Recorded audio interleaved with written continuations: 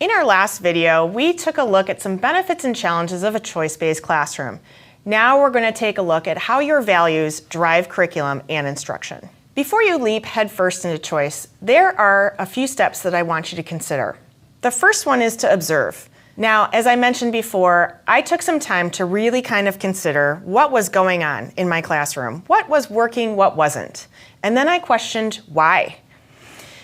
As I mentioned before, there were some challenges to the curriculum when I moved to my new school. So the things that I started asking were, why were my students throwing away their artwork when they had just spent 3 to 4 weeks highly developing this piece of work? I also did not really understand why my students were coming up to me all the time asking, what do I do next? They really wanted to be told what to do.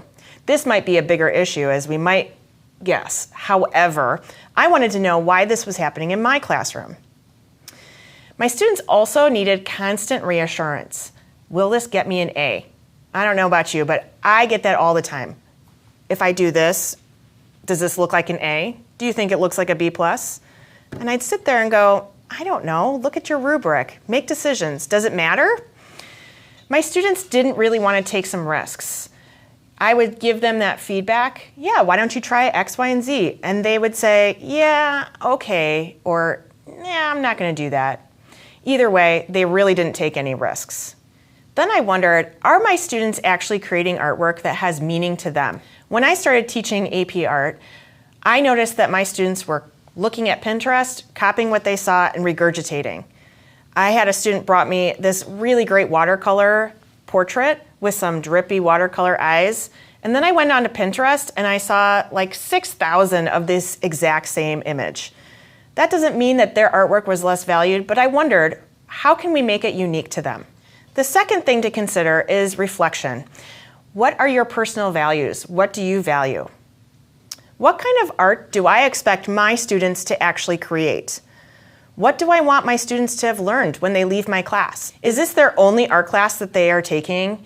Are they AP bound? Are they actually looking into a career that has some artistic field? What environment will allow my students to learn the most? The second part of reflection really is about process versus product.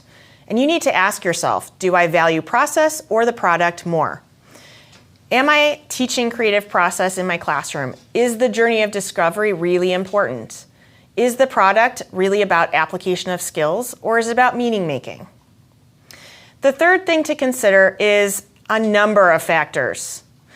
You need to consider experience, content knowledge, your students, the department that you work in, the expectations of the school and the community. So when I looked at my own practice and what was happening in my classroom, I decided these things. I decided that I valued process and product, that really it's truly the self-discovery and the creative process that the students go through that actually drives the outcome and the product. I have found that if you value the creative process and teach it explicitly in your classroom, and then model how using the creative process will yield meaningful artwork, then students really succeed. I also value technical skill. A lot of times people feel like choice is this free-for-all, like I said, and that the students' outcomes have no technical skill. I don't agree with that. I really do value technical skill, and I need to make sure that I teach that in my classroom. I also highly value my art classroom as a place to take risks, fail, explore, and experiment and play. They don't really get those opportunities in a lot of other areas, and I think it's a really important life skill that they can grow and develop and take with them when they leave high school.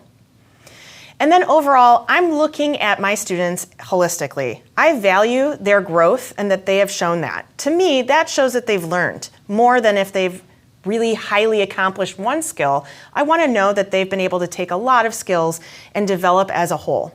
If you want to take a moment and assess your own values, you can take a look at our resource to check and reflect. Next up, we're going to be looking at content knowledge inventory. What do you know about your content and how can you organize it?